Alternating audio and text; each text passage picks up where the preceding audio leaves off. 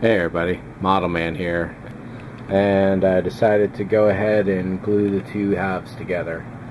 They sat clamped for about 3-4 hours just to hopefully make sure, and so far so good.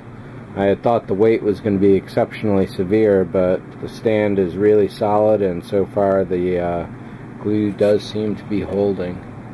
There is the slightest bit, if the exposure will cut down. There we go.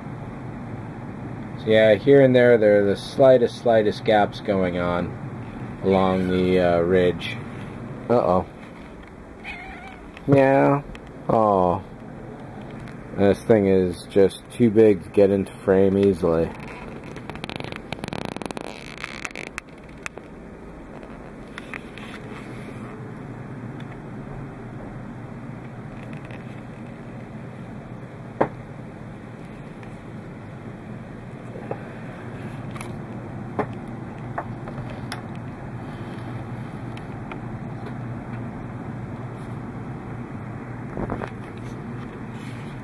So I don't think I needed the 5mm straw hat there or up here.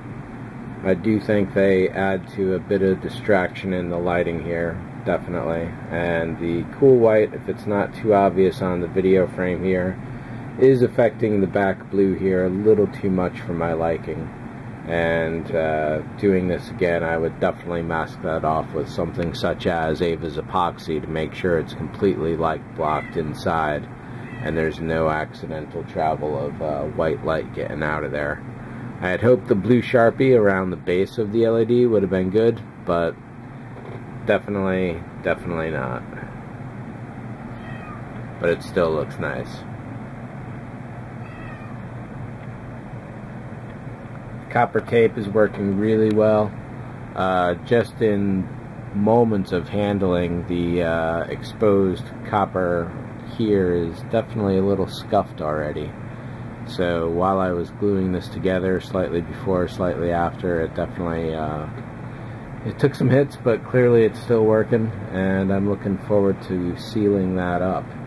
Next up, I'm going to be putting the decals on.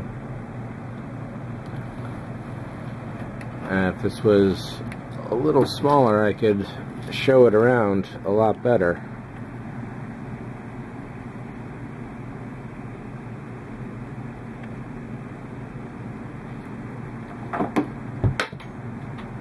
So the neck works out really nicely. It's almost a gossamer look of sorts, huh? Putting the extra strip of LEDs right in here, if I can get that exposure back. So I should have rotated this 90 degrees upwards so it was facing out this way, and that would have shown the light directly into those windows there. But there's really only a dozen or so, so it's not too bad a loss.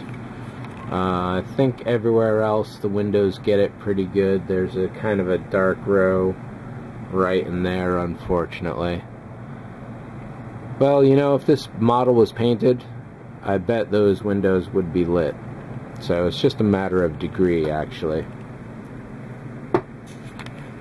I think the only way this could possibly be improved is to run another strip of LED tape on the outside of these pore marks here.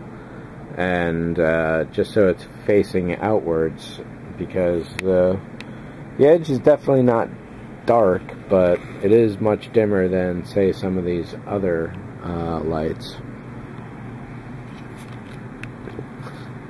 So let's put this guy back on.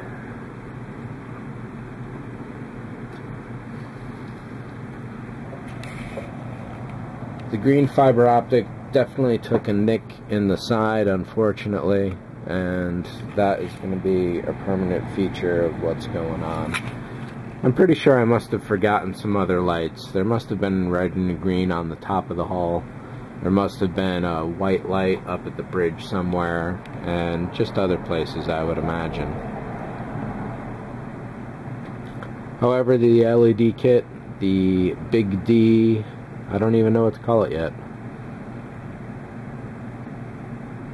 The Big D kit. However, the Big D kit includes all the LEDs you're going to need to light it up any way you want. You can have all sorts of options.